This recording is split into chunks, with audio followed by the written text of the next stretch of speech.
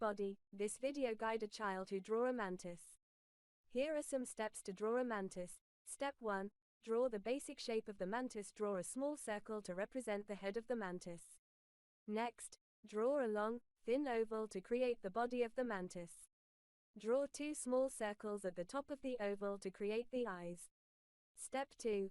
Add details to the mantis. Draw the legs by creating thin, long ovals with small triangles at the end to create the feet. Draw the arms of the mantis by creating 2 smaller ovals at the front of the body. Draw the wings of the mantis by creating 2 large, thin ovals on the sides of the body.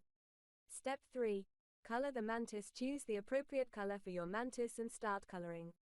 You can color the entire mantis or start coloring parts, beginning with the head, body, and legs. By following these steps, you can draw a simple but detailed mantis.